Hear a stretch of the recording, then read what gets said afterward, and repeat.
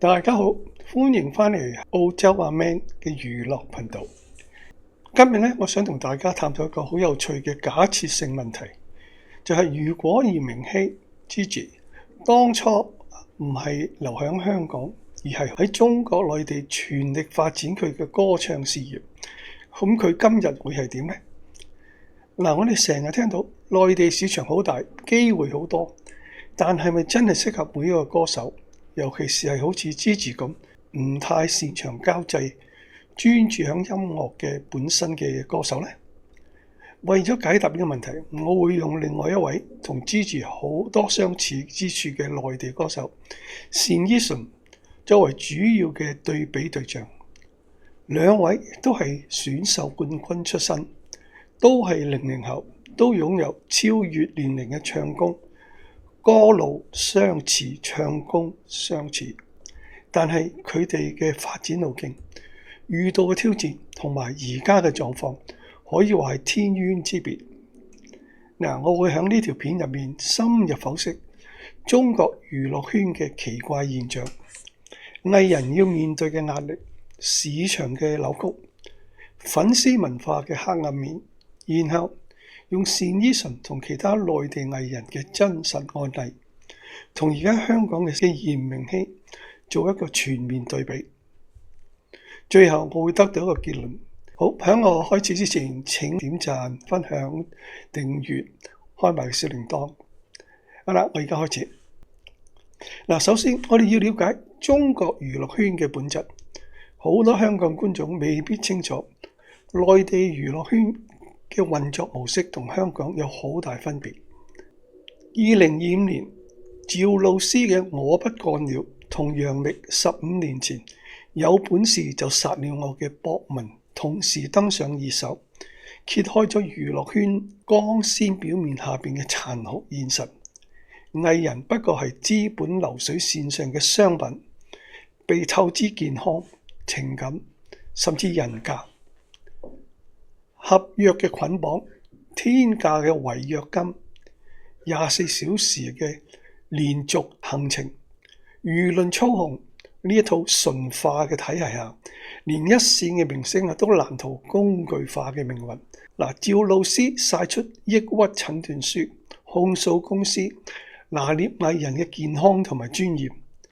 楊冪嘅15年前被嘲係紮氣勞模，今日就被讚係事業女王。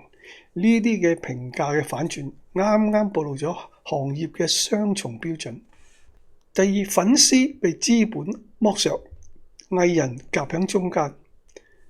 你以為粉絲係自願為偶像做嘢？其實遠比你想象中複雜。內地飯圈已經演變成一種高度組織化嘅數據勞動系統。粉絲嘅內驅力唔再係只係單純喜歡，而係附加咗責任同埋使命。一個控評嘅任務可以拆解成核心成員響群內發佈連結同控評嘅文章，管理員將任務分俾數據組唔同小組，成員統一口號集中點讚，專人截圖反饋，成為流程職業化，好似間公司。第三個現象，流量決定一切，實力咧就反為其次。資本介入導致咗一個惡性循環，實力唔夠嘅藝人因為資本力捧成功入行，而藝人嘅實力不足又導致粉絲之間嘅不斷爭論。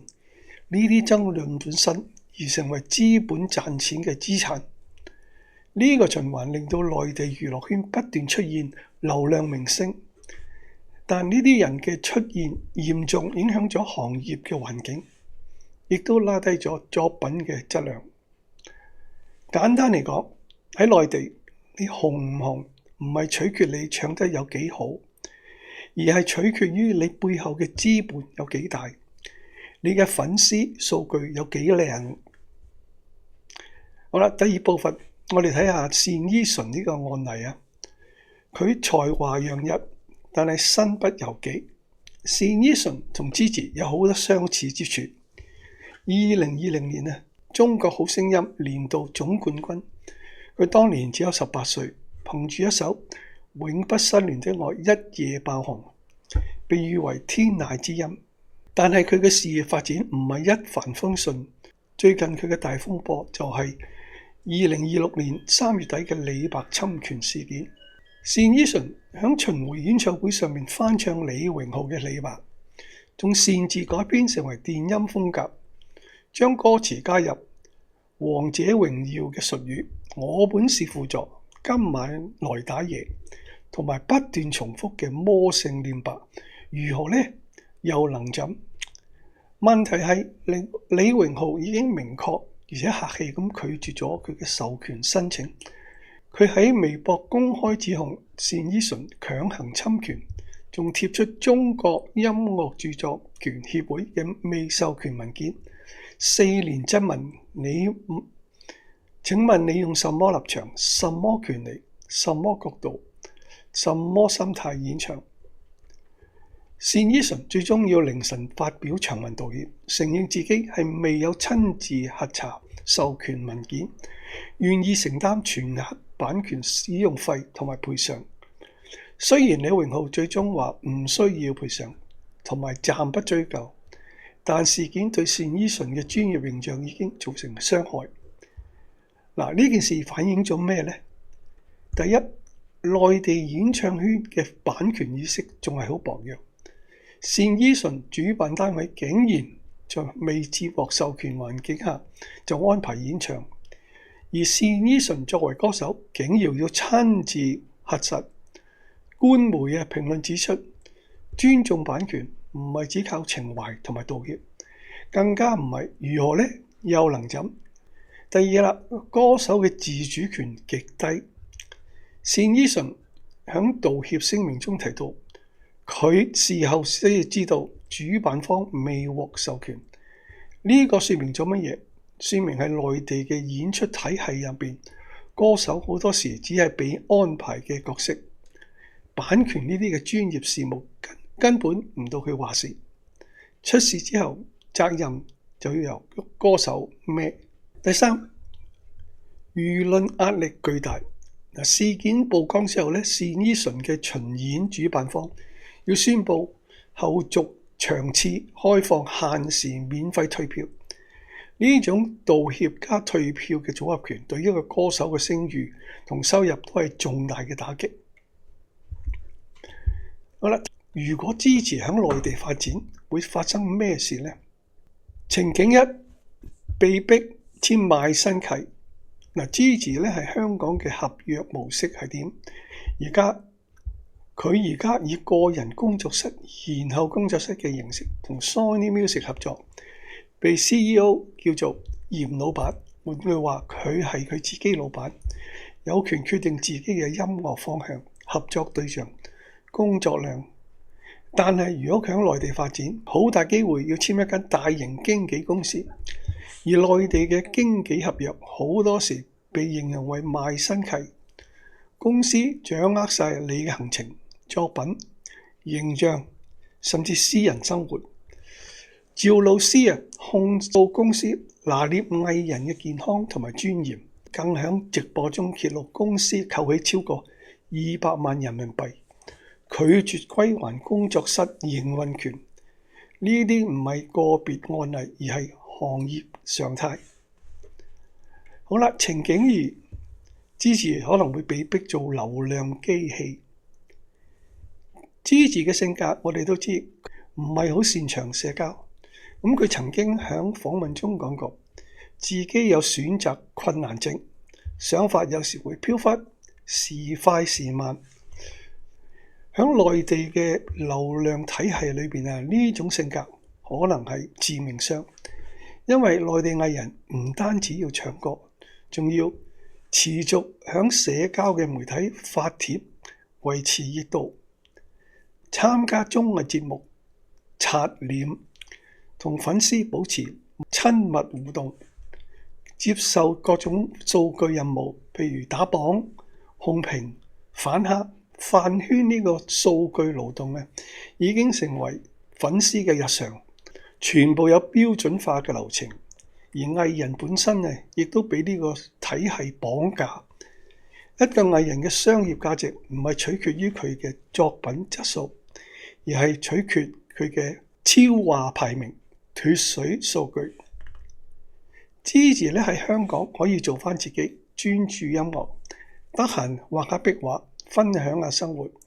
如果佢喺內地，呢種低調可能會被解讀為唔夠努力、唔識經營，最終影響資源分配。情景3，版權風險。單依純嘅李白事件係一個警號，喺內地版權問題非常敏感，而且法律風險極高。Gigi喺香港有 Sony Music 嘅專業團隊處理版權事宜，亦都有香港相對成熟嘅版權法律體系保護。但如果佢喺外地，可能要面對更加複雜嘅版權環境，主辦單位唔規範，授權流程混亂，出事之後歌手要孭鑊。Gigi曾經講過，佢對於數字唔敏感，連買10層樓嘅夢想都話暫時放下。如果佢要處理內地咁複雜嘅版權同合約問題，恐怕會好頭痛。好啦，情景4就係粉絲嘅壓力。內地飯圈嘅狂熱程度喺香港難以想像嘅。粉絲嘅愛已經被組織化，愛咧係括號已經被組織化、任務化、控評、打頭、反黑，全部都有標準化流程。一位做反黑嘅粉絲任務量大到佢根本冇時間睇清楚舉報嘅貼文寫乜。Gigi嘅資驗粉相對理性同支持性強，但內地飯圈嘅生態可能完全唔同。Gigi曾經因為合約問題經歷雪藏期，當時粉絲嘅擔憂同壓力已經好大。如果佢喺內地面對更狂熱、更有組織性嘅粉絲群恐怕壓力會倍增。第4部分我哋睇下 Gigi 而家嘅情況，嚴老闆嘅自由同幸福。對比內地嘅種種問題，我哋再睇下 Gigi 佢而家嘅選擇係幾明智。第一，佢係自己嘅老闆。Gigi 以工作室形式合作，被 CEO 稱為嚴老闆。呢個唔單止係一個稱呼，而係代表佢有真正嘅話事權。佢親自邀請日本著名音樂人 Kokia 為佢作曲，推出咗復出後嘅第一首作品《風裏》。佢可以參與歌曲嘅創作，同埋每一個環節，由溝通、編曲，呢啲都係佢以前冇機會做到嘅。第二，佢可以專注音樂，唔使做流量機器。Gigi 透露今年嘅目標係推出3首歌，雖然數量唔算多，但係佢強調質量比數量更加重要。呢個心態係內地嘅以流量為王環境下係好難實現嘅。第三，佢可以平衡學業嘅興趣。Gigi 而家喺理工大學修讀時裝設計，目前仲分享咗親手畫壁畫嘅短片，顯示佢嘅藝術天分。呢啲都係佢可以過正常生活嘅證明。佢唔使24小時俾工作淹沒，可以有自己嘅時間去學習、去探索、去成長。佢可以着住睡衣同粉絲開生日派對，用機長 G 嘅主題同500位粉絲一日內環遊世界。呢種輕鬆真摯嘅互動喺內地高度商業化嘅粉絲會面模式中係好難見到嘅。第四，佢嘅市場潛力同樣巨大，但係用更加健康嘅方式。唔好誤會，我唔係話香港市場好過內地市場。Sony Music 大中華區嘅資源可以幫 Gigi 同時拓展香港、內地同台灣市場。佢嘅新歌《風裏》已經成為 ViuTV 超 Club 嘅冠軍歌，證明佢喺香港嘅影響力。但關鍵分別在於Gigi 係用音樂去打入市場，唔係用流量或者資本。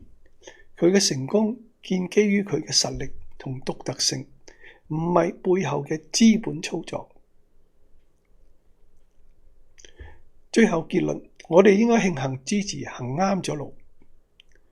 如果支持響當初喺內地發展，佢可能好似單依純咁才華洋溢，但身不由己。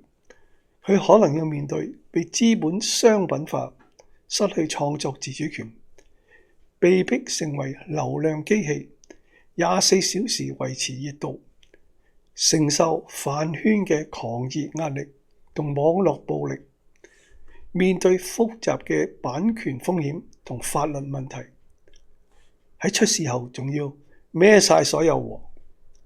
好啦，而家支持呢，佢係嚴老闆，自己話事，佢專注音樂，質量先於數量，佢可以平衡學業、興趣同工作，佢可以實力打入市場，唔係靠流量操作。佢嘅粉絲理性支持，唔係數據勞動者。我哋應該慶幸支持行啱咗路，佢選擇留喺香港，用工作室嘅形式同國際唱片公司合作，以音樂為本，逐步開拓市場。呢條路可能冇內地嗰種一夜爆紅嘅刺激，但係更加健康，更加可以持續，更加符合佢嘅性格同價值觀。最後我想講嘅係，我哋作為香港嘅樂迷，更加要珍惜嚴明熙。喺一個資本橫行、流量為王嘅時代，能夠有一個堅持音樂本質、保持真我嘅年輕歌手，係好難得嘅。支持嘅存在咧，證明咗一件事：實力同真誠最終會戰勝流量同埋資本。佢21歲生日派對主題叫做 Voyage into the World， 環遊世界。我希望佢嘅音樂旅程真係可以帶佢去到世界各地，俾更多人聽到佢嘅歌聲。但無論佢飛到邊度，香港永遠係佢嘅基地，我哋永遠係佢嘅後盾。如果你都認同嘅睇法，記得留言分享你嘅感受。你覺得支持而家嘅發展路徑係咪最適合佢？你對佢未來有咩期望？我哋一齊繼續支持，陪佢一齊成長。多謝大家收聽，我哋下條片再見，拜拜。